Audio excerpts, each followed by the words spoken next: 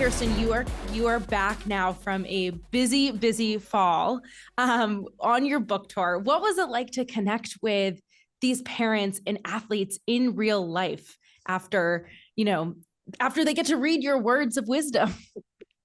It was, thank you so much for having me on. This was so fun this is what's been happening throughout the process, which is I've traveled all over the United States, and everywhere I go, there's some small world connection, which is so cool, whether it was through my own sports or through working at Nike or through raising an athlete or through, competing and all of that. So it's been amazing to talk to parents, and I'm kind of getting to, if you bucket it at a high level, two responses. And one is from parents my age. I'm now in my 50s, so I'm on the end of my parenting journey, which is, where was this book 15 years ago? Mm-hmm. And then from the parents who are on the front end of it, who are like, really? Like, I'm only supposed to say, I love to watch you play, and I don't need to get caught up in he's 5 and we have to pick one sport and we have to specialize. So I really hope that this book becomes something like a toolbox for parents who are, again, I think trying to figure out the best way to approach it in a way that makes sense for them and for their kid. So many things to kind of tap into from that right there. But raising an empowered athlete, you talk about being 5 years old, parents not knowing where to start. But before we even get to what the landscape of youth sports looks like today, because I would venture to guess it looks very different today than it did when you were growing up, than it did 10 years ago, all of that, right? But what is an empowered athlete? So I think the best way to explain that is, we've lived all over the world actually, but when I got to raising kids, my kids were 12, 8, and 5 when we moved to LA. And my middle one, I got to a corner in LA. I needed to get him to the school. There was so much traffic. I couldn't reach the school in time and needed to get my daughter to a different school. And I was panicking. I was having one of those parenting moments of like, I'm not going to be able to do this in my mind. And I was like, okay, I'm just going to have to turn around. I'm going to go park my car. And I feel my then 9-year-old, tap me on the shoulder and say, Mom, I got this. And he jumped out of the car and he ran to the curb. And by the time I pulled up to the corner, having never been to LA, telling him like, the school's that way, son, he walked up to a guy and said, hey, I'm going to that school. Can I walk with you? Mm-hmm. Empowering your athlete is giving them agency to know that they are enough, whether it's on the pitch or off the pitch, in the pool or in the classroom, whether they're with you in the car or 1,000 miles away, if they choose to go to school somewhere else. But empowerment is about, to me, agency. And I think, when I think about my 3 kids, what I want my kids to know is I can do it. I can figure it out. It may not always go well. It may not. In fact, a lot of times I'm going to land flat on my face, and that's okay. And it's, how do I get up from landing on my face without mom and dad pulling me, showing me this is how you do it, right? And that brings me to the youth sports landscape, because teaching a kid agency. Obviously, a 5-year-old might not know exactly how to get out of the car and find the school, but you got to give them the tools and the environments to learn that. So what does the youth sports landscape look like right now? And why is it so challenging for parents to navigate? So we need a history lesson in order to get to where we are. Let's go back. So in the 40s and 50s, about 24% of women worked outside of the home. By the 80s and 90s, that number had doubled.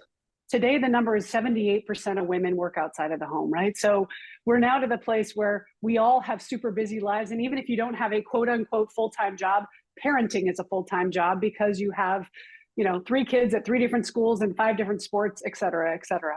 But what happens in the 70s and 80s, when you just went outside and played? You just played whatever sport was in front of you. You didn't play club, probably. You didn't worry about whether you were going to make the high school team or not. You played in high school if you wanted to, and you didn't worry about playing in college. Mm-hmm. Well, in 1979, this little channel comes online, ESPN. Now, all of a sudden, we can turn on our TVs and we can see sports all the time. And ooh, look at that kid, Tiger Woods. Like, oh, at 2, he had a club in his hand. At the same time, dads are thinking, parents are thinking, wow, we don't have as much time with them because we're both working. What if I helped out I could coach, and then I'm more involved, which again, totally altruistic, and I think is a great thing. Like parents are more involved in helping the sport. So what happens is we start adulting into the sports, and we put in all of our rules. Now it's no longer just go out and play till the lights get out. Go out and you make up your own rules. It's now we put in structure, and then of course parents are like, well, gosh, if we got Jimmy and Joey and on the team, we could be really good. So then we start implementing all of these structured leagues, and then it started growing from there. And I think it was a very slow, gradual place to where now in the last 10 to 15 years, I have clients where the kids are like, they don't know how to just go do. Like they don't, I have a client, she was a surfer, and her mom took her to the skate park, and she looked at her mom, she's like, well, I don't know how to do this. She's like, what do you mean? She's like, well, you're a surfer. She's like, yeah, but I've never taken a lesson. There's no like, oh, okay, I'm just going to go figure this out, because we've put them in such a structured environment all the time. So now you have kids that are literally from kick and chase, from 4 and 5.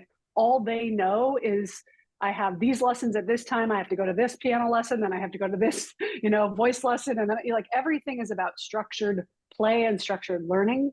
And it's gotten away from, oh, I don't know why I play. It's just fun. And whether I play through high school or whether I play into college or whether I play pro is like that has nothing to do with your 5 or your 8 or your 10-year-old. Well, Yet parents are feeling the fun, right? Like, I mean, I'm sure it's possible when you're out there and you're young and you're playing with your friends and, mom and dad are cheering you on, and like, yeah, that might be fun. But at what point when you're 8 and they're yelling like at the ref, not even at you, at the ref, is that fun? And the whole car ride home, well, that ref, they're the ones that lost it, or that kid's not better than you. I don't know why that kid's playing. And then how am I supposed to feel if my parents are mad about the fact that I didn't play, or I didn't play well, or the rules weren't fair, right? Then they're kind of like, oh gosh, I don't want to play if it's not going to be fun. And I say for parents of younger kids, you should focus on the 3 F's: friends, fun, and fundamentals. And try to avoid the 4th F, which is FOMO. Oh, well, they've got a private hitting coach. Oh, well, they're going to Sweden this summer. Oh, well, they're spending all this money because they think their kids, if I had $1 on this speaking tour for every parent that came up to me to tell me how special their kid is, which I agree. I've got 3 of them myself. They're amazing. Oh my gosh, you should see my kid. He's so special. Well, guess what? Right? Like, there's millions of them out there, but it might not be where you think it is. And some of the stories that I have in the book are, just because they are showing giftedness or they're interested in something at 5 or 8 or 10, doesn't necessarily mean that's going to be their, long-term projection. And P.S., at some point, we all have to pivot. I mean, even you and I, who are college athletes, right? It's I remember when the music stopped, and I was kind of like, wait, now what do I do? Like I've never not played a sport. I've never not been recruited. So at a certain point, all of us will have to pivot.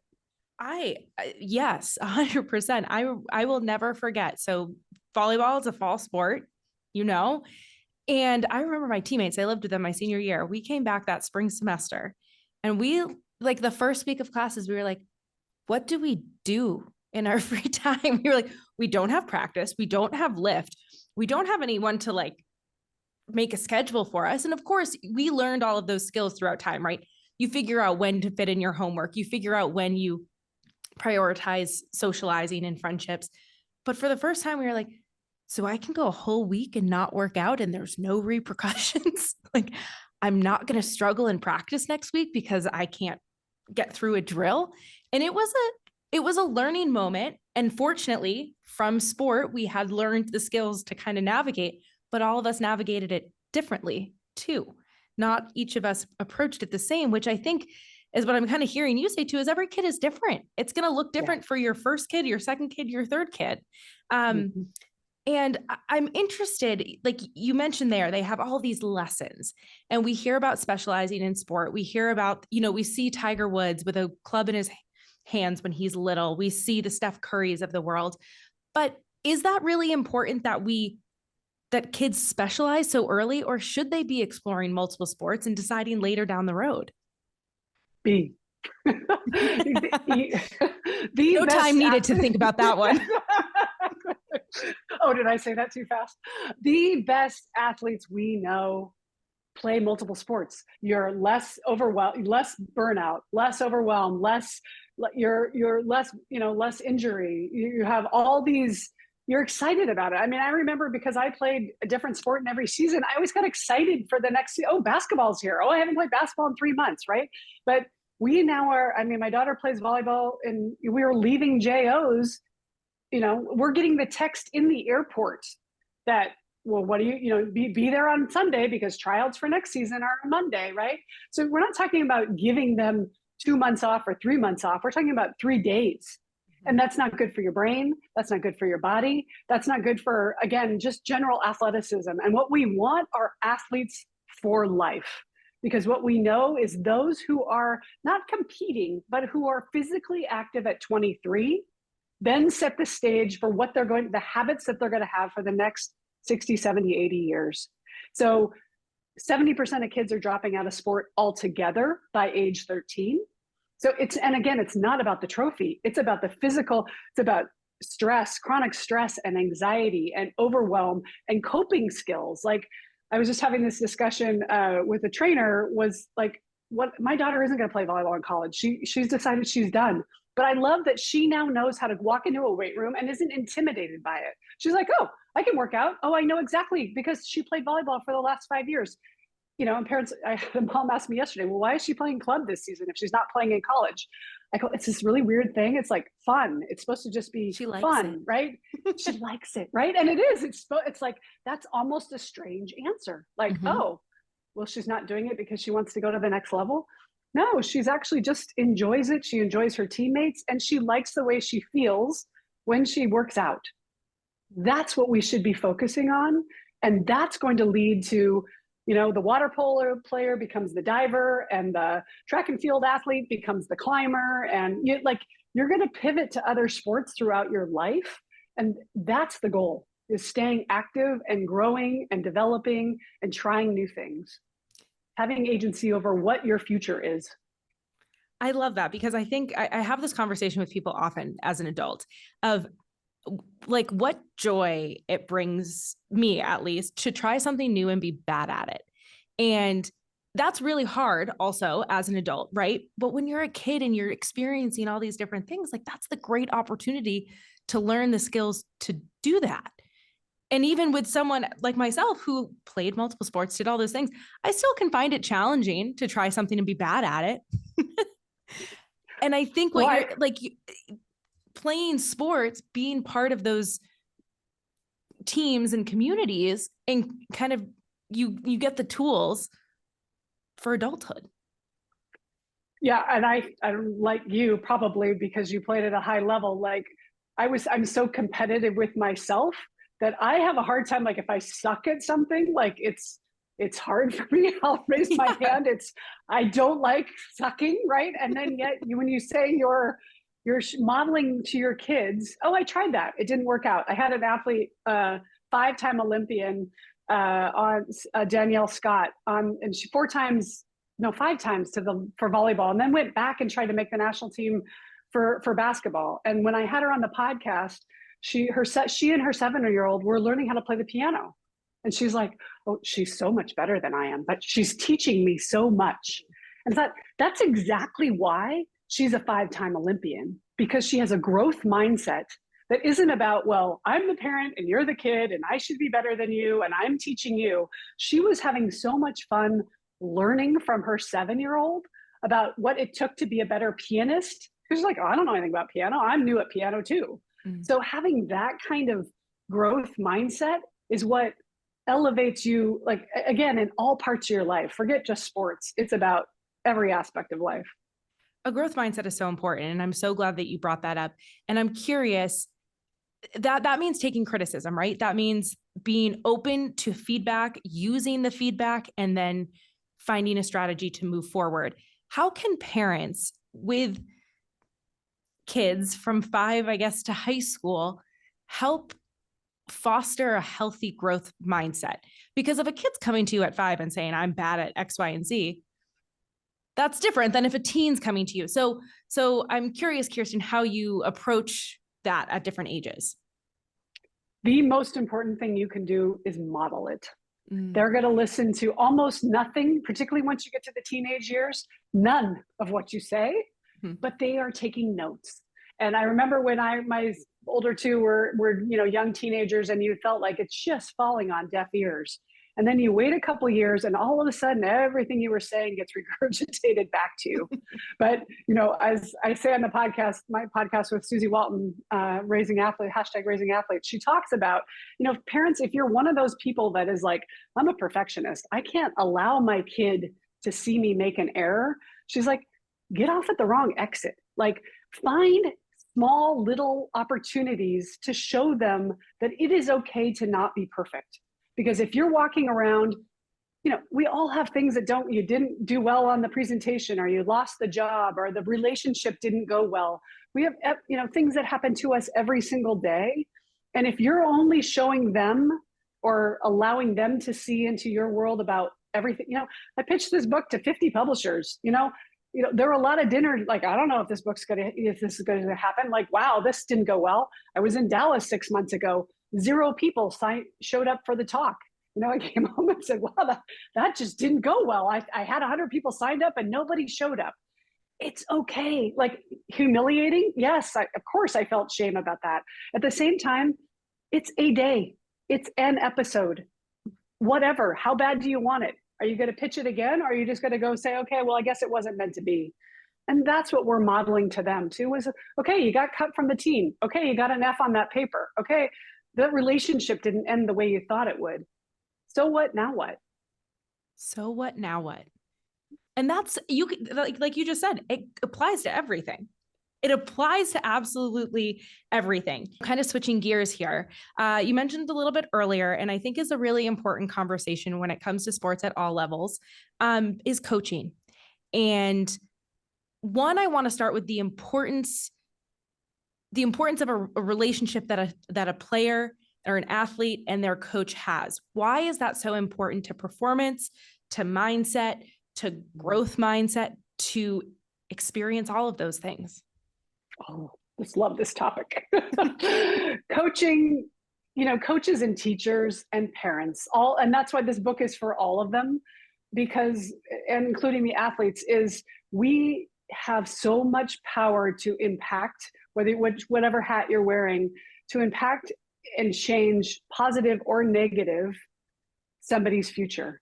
And when you have a coach that comes into your life that sees you, that says, I see you, and it doesn't even have to be about you being the best player on the team or you even getting playing time. But I know my college volleyball coach at William and Mary, she saw each of her players. She was in my wedding. I talk to her every week now, 30 years later, because she cared about me as a human being long before she cared about me as an athlete. And when we're talking about youth sports on the front end of that, that means I look at it as a ladder, and you think about John Wooden, he was always about, if you're a Z level athlete, I'm going to make you an S. If you are an H, I'm going to make you an R, or a G. If you're a B, I'm going to make you an A. And I think a lot of coaching now is so extrinsically driven, i.e., it's about the trophy. It's about the ranking. It's about how many kids go pro. It's about how many kids go D1. But I think it should be about how many kids signed up next year, the following year. That's the sign of a great youth sports coach. Mm-hmm. And I've had episodes with all of my kids where they didn't sign up, but my middle son never had such a horrific experience with a coach. He never kicked a soccer ball again. And that was a kid who had played for 8 years, who loved it. But because of how that coach made him feel, he said, never again will I ever play that sport. And that's the part that scares me so bad. And I see parents, come to me to say, what do we do when we're in this, kind of disempowering situation? And on the coaching side, I read the other day, I don't know if this is factual, but like 30% of club and high school coaches have had any coaching themselves. Just because you were a great player, And then they hand you the whistle and say, okay, yeah, now go deal with 15 sets of parents and 15 kids. All right, good luck. Motivate them. I mean, maybe you know the X's and O's, but also to understand what's going on off the court, and motivation and teamwork and developing them as leaders, developing them as people. Like, it's a complicated, puzzle to fix and to work with. It's not as easy as saying, okay, I played D1, I can coach a team. Erin Matson was on the podcast a week ago, and it was interesting to hear her perspective of just, what I learned in the past year about the behind the scenes. Of course, they had great success and she had a great support system to guide her there. But hearing that, it was like, making that transition is not as seamless. It takes a lot of effort. And so you talk there about your son coming to you saying, I don't want to play soccer anymore. How does a parent know when, maybe this isn't the right way to say it, when their kid's serious about it? Like, because there's so many factors. There's so many external factors. We know that girls drop out at a higher rate than boys do. How do we know that it's like truly in their heart that they want to stop, or if it's something else? That particular situation, I watched his confidence erode throughout the season, and I got to driving him to that last tournament where he was in the fetal position crying because that coach was making him feel so awful and so unvalued, that I felt like a horrible parent. Who am I? Because I was like, oh, we start where we finish. Okay, well, you just have to finish the season. Okay, suck it up, right? But what I saw was him completely, like, who he is was not there anymore. But yes, there are situations where if there's harm or there's any trauma, then yes, you need to remove your child. You need to step in. If it's just, and I get that question a lot, like, well, they like video games, they'd rather be doing that, or they like boys and they don't want to be, so it is hard to gauge, and there isn't a one size fits all. But I do say, instead of having one 90-minute conversation with your kid, have 91-minute conversation. Wow, you really like soccer at the beginning of the season. What's going on? Oh, okay, well, this is happening. Well, I'm not getting reps in practice. Well, you're helping them problem solve in real time. And here's the biggest thing you can do is ask questions, not give our opinion. And that's hard, right? Because we think, well, I've been there. Oh, I know exactly what you've been through. Here, let me tell you what's going to happen.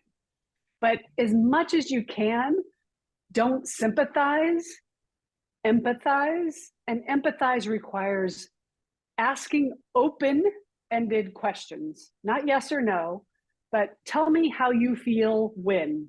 Tell me what you're thinking in this situation. Let me know, tell me about the landscape. And I know sometimes there's kids that will talk your ear off, and there's others that, it's really hard getting them to articulate what they're thinking. But as my best advice would be, sometimes we put the words, or we think we know what the answer is. So we tell them what they think, and it may not be the case. So that makes me think that there's a lot of parents that are kind of meddling with coaches too, right? If they see something and their kid's like, doesn't really bother me, or like, I kind of know why they made that decision. But a parent's perspective, right? If they're not asking the questions, if they're not empathizing, then there might be a little bit of the disconnect. So is there ever an appropriate time for a parent to meddle with an athlete coach relationship? There's $1 million question. Okay, first let me respond to, so I have had multiple times where the parent calls and say, here's the dead giveaway. We aren't getting a lot of playing time. Like, well, my daughter isn't getting playing time, and it's really upsetting. So first they conflate their ego with their child's ego, and it's because, and I get it, right? That's our most important asset. We want to make sure they're happy. But it's happened more than once where the parent will call, be very irate about the playing time, and I'll get the kid on the phone, and you'll be like, so what's going on? What do you mean? Well, so are you having a good year? Oh yeah, great. So are you getting much playing time? No, but Sally and Julie and Susie are all better than I am. So I get it. I'm happy to be part of the team. So the parent is experiencing one situation and the kid gets it. Like, they're smart. They're like, Mhm. she works harder than I do. She's better talented than I am. And then you say, are there things you could do to improve? Oh, for sure. Okay, you want to talk about those? Yeah, let's do that. But to your point about, or question about meddling, no, this is about empowering, right? So giving them the tools to say, just like your teacher, and the inspiration for my book, The Gift of Failure, Just like he talked about, like, don't just assume that because they forgot the trumpet, you're going to run to school and give them the trumpet. And then you're going to go and you're going to talk to the teacher and you're going to move to a different classroom and stop fixing. Mm.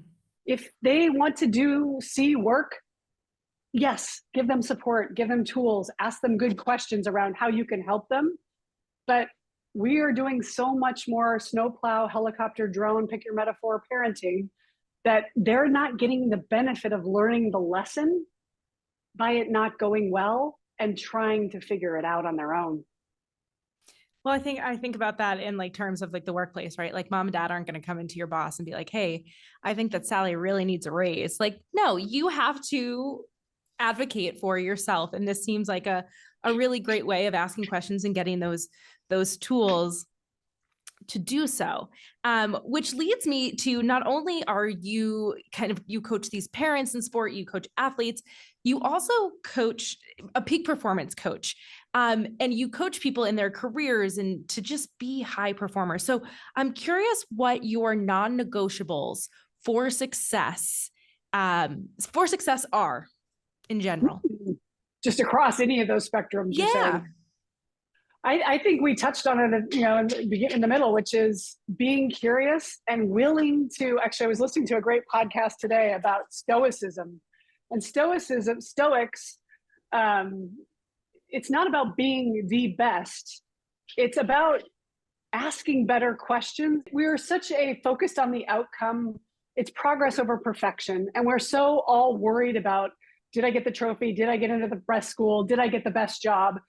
But yet, if you could literally be focused on, what can I learn in this moment, and use that as the wayfinding to help you get to where you're meant to be.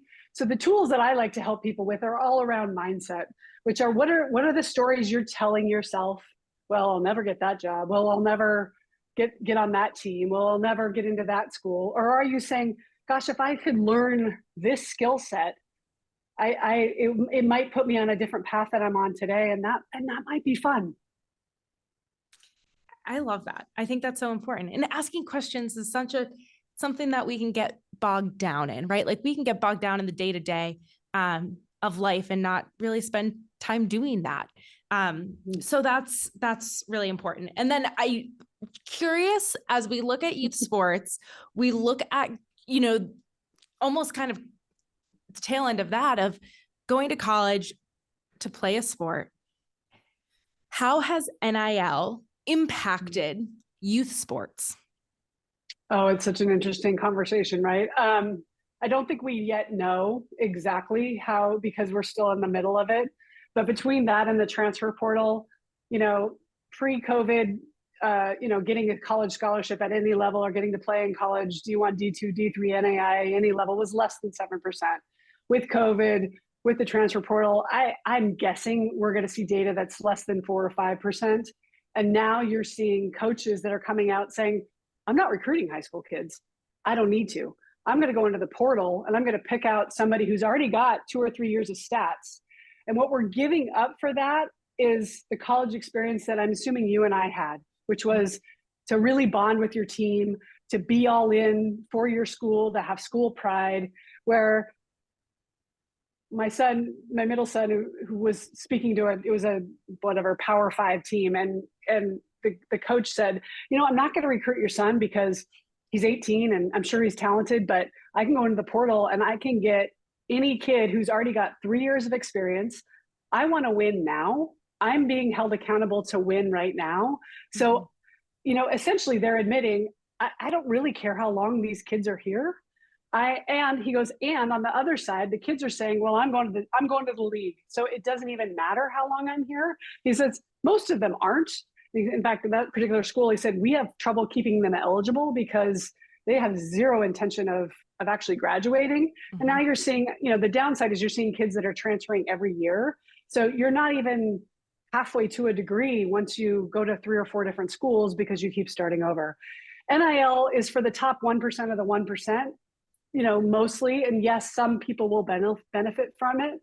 But for most kids, if you think that's what's going to pay the bills, you're going to be sadly mistaken, I think, right? And as I say to all the kids who want to play at any level, focus on the academics, control what you can control. And if you're fortunate enough to get an NIL deal, wonderful. But don't use that as the reason to, I don't need to focus on my grades. I don't need to focus on, I'm going to be so good that I don't need to worry about how it's going to come to me. It just will, Yeah, maybe if you're LeBron's son, but for most of us, it's not going to come to you that way. I love, the first time that I heard you speak, I remember that you said something along the lines of, when you transferred, it was, if I'm not playing this sport, will I be happy there? Was that, is it along the lines of something? I think you need to take the broken leg test, which is wherever you decide to go. And what happens is you like the coach, like the coach loves me. And I have a client right now. She went for the coach. She got to Texas and the coach left before she even got there. And she's like, I'm away from home. I don't know anybody. The assistant coach doesn't like me because they didn't recruit, so there is no perfect process and you can't really predict the future. But what you can do is say, hey, does this check all the boxes that I think that matter to me, that I want to get a degree from this place, that I like the environment, that I wanted to be in a small town or a big town, or what are the factors that are going to make me happy regardless of whether I'm getting playing time or not? It's so important. It's so important. Final question for you. Do you have a mantra that you lean on? I ask everyone. Oh, I love that question. Yes. Everything is always working out for me. Everything is always working out for me. And I say that when things aren't working out, what we focus on expands. So if you're telling yourself, well, this stinks and it's never going to happen. And I'm not saying being Pollyannish about it, but I am saying, okay, that didn't work out. What do I have control of today in this moment that I can do better, that I can make the next step that's right for me on my journey? I love that. That's like the growth mindset. If there was a mantra for a growth mindset, that is it. Kirsten, thank you so much for taking the time today. And we will link all of your book, your website, everything in the show notes. Thank you so much for having me. This is wonderful.